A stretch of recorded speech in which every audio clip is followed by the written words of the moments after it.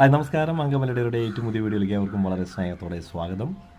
എല്ലാവർക്കും സുഖമാണെന്ന് കരുതുകയാണ്. പ്രത്യേകിച്ച് ഇന്ന് മമ്മൂട്ടിയുടെ റിലീസുകളെ കുറിച്ചാണ് ഞാൻ നിങ്ങളുമായി പങ്കുവയ്ക്കുന്നത്. മമ്മൂക്ക എന്ന് പറഞ്ഞ താരത്തെക്കുറിച്ച് ഞാൻ കൂടുതൽ വിലയിരുത്തേണ്ട കാര്യമില്ല. അദ്ദേഹത്തിൻ്റെ നടന ചാതുര്യവും അതുപോലെ അദ്ദേഹത്തിൻ്റെ താരസിംഹാസനവും ഒരുപോലെ പങ്കിട്ടെടുത്ത ചില സിനിമകളുണ്ട്. അത്തരം സിനിമകൾ റിലീസ് ചെയ്യാതെ സാധാരണ ഒരു അവാർഡ് പടത്തിൻ്റെ നിലവാരത്തിലും അല്ലെങ്കിൽ ഒരു തവണ കാണാനുള്ള വാല്യൂ ഉള്ള തരം സിനിമകളും മാത്രം റിലീസ് ചെയ്യുന്ന ഒരു തരം പ്രത്യേക ഒരു കാലഘട്ടമാണ് ഇപ്പോൾ കടന്നു പോയിക്കൊണ്ടിരിക്കുന്നത്.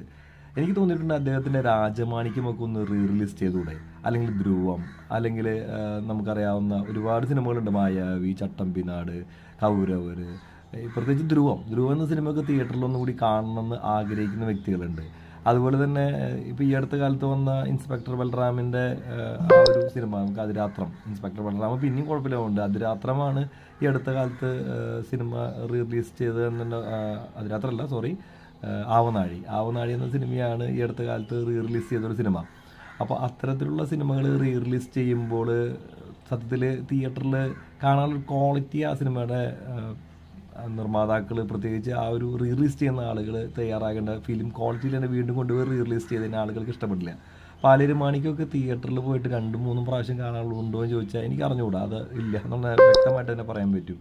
പക്ഷേ ഇവിടെ വളരെ കഷ്ടം തോന്നുന്നൊരു കാര്യം എന്താണെന്ന് വെച്ചിട്ടുണ്ടെങ്കിൽ, മമ്മൂക്കയുടെ റിലീസ് സിനിമകളിലെ അണിയറ പ്രവർത്തകർ ശ്രദ്ധിക്കേണ്ട ഒരുപാട് കാര്യങ്ങളുണ്ട്. ഇപ്പോൾ ഒരു വടക്കൻ വീരഗാഥ അല്പം കുഴപ്പമില്ലാണ്ട് അങ്ങോട്ടും ഇങ്ങോട്ടും കുഴപ്പമില്ലാത്ത പോലെ പോയി എന്നറിയുന്നു. അതുപോലെ തന്നെ വലിയേട്ടനും വലിയ തിരക്കെട്ടില്ലാണ്ട് അങ്ങോട്ടും ഇങ്ങോട്ടും ഇല്ലാത്ത പോലെ പോയി. പക്ഷേ അങ്ങനെയുള്ളൊരു ഹൈപ്പ് നേടിയ സിനിമകളേക്കാൾ, അല്ലെങ്കിൽ ഒരുപാട് തവണ ടി വിയിൽ കണ്ട സിനിമകളേക്കാൾ നമുക്ക് എപ്പോഴൊക്കെ ഒന്ന് കാണണമെന്ന് ആഗ്രഹിക്കുന്ന ചില സിനിമകളുണ്ട്. ഇപ്പോൾ ന്യൂഡൽഹി പോലുള്ള സിനിമകളൊന്ന് റിലീസ് ചെയ്താൽ ഗംഭീരമെന്ന് തോന്നുന്നുണ്ട്.